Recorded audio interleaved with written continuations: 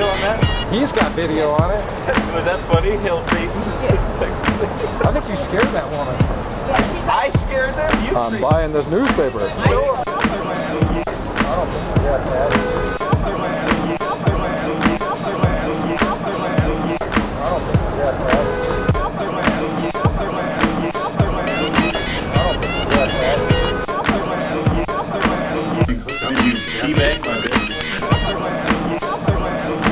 Get the strap. I am. You got video on that? He's got video on it.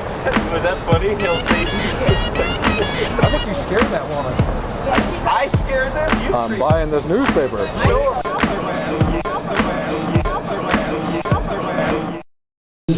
Is the Americanized reason that I'm here. Thank you, Donna.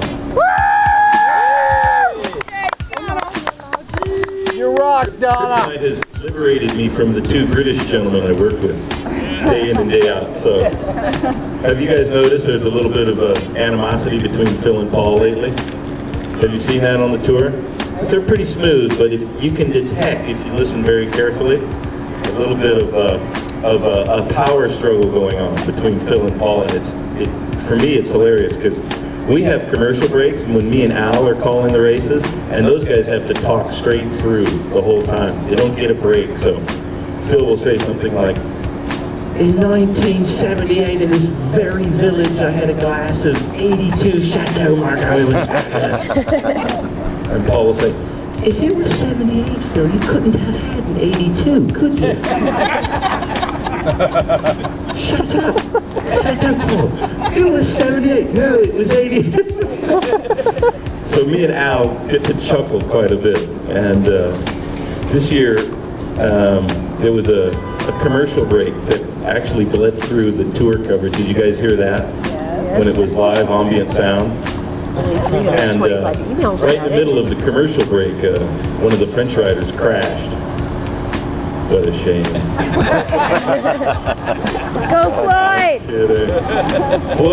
Floyd was in the showers, he had his feet up, he was having another glass of Jack Daniels before the French rider fell off a cliff, and I said something like, "God, Brad, excuse my French, that was insane.